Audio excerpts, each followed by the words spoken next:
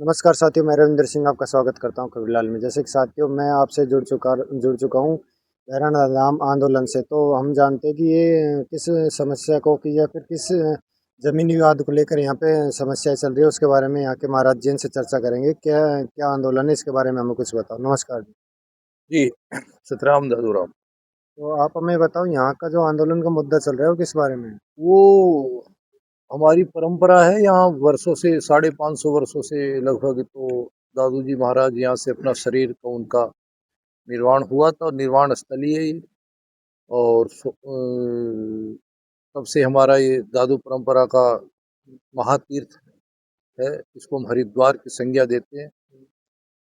और इस जमीन पे सरकार जो है अपना हक जता रही है या आकर के रिको स्थापित करना चाह रही है उद्योग धंधों के लिए। तो उद्योग धंधों के लिए तो भारतवर्ष में देखा जाए तो भी बड़ी जमीनें हैं। राजस्थान की यदि बात की जाए तो राजस्थान में भी गांव-गांव, ढाणी-ढाणी में जमीनी जमीनी आज भी बहुत सर्वत्र है। तो ये यहीं क्यों ऐसा क्यों हो रहा है? तो एक मजबूत परंपरा को, संत परंपरा को जो है वो कुठाराघात किया जा रहा है उस परंपरा के ऊपर भी। तो ये हमारी बर्दाश्त से बाहर का विषय है, ये सनातन का विषय है।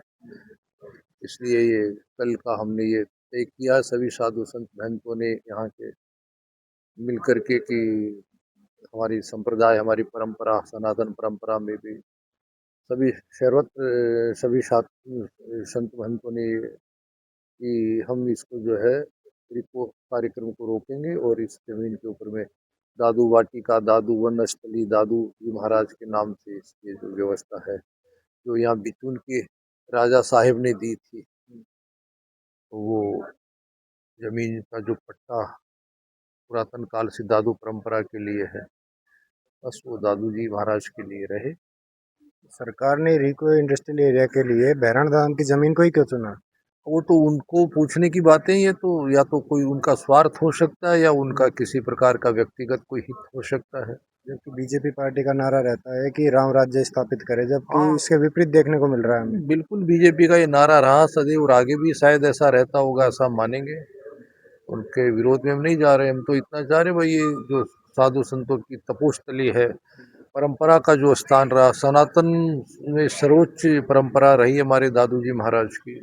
अच्छे एक सिद्ध संत हुए हैं जिनको मुगल कालीन समय में भी मुगलों ने भी स्वीकार किया है, स्वयं अकबर ने स्वीकार किया है। तो उस परंपरा के ऊपर यदि कहीं कोई आँच आती है, आँच का विषय है बस पर।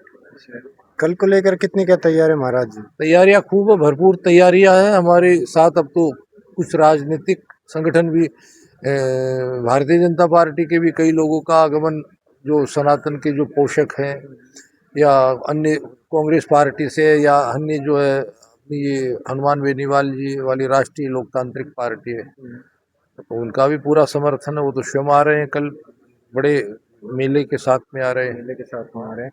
जैसे कि कई नेताओं का भी यहाँ पे आगमन होगा, वो उनके साथ आप अपनी बात को रखते हो क्या? हाँ, ये बात सीएम भजनलाल तक पहुँचती है? अगर ये बात नहीं पहुँचती है तो उसके बाद आपका क्या प्लान रहेगा? नहीं, बात तो पहुंचनी चाहिए।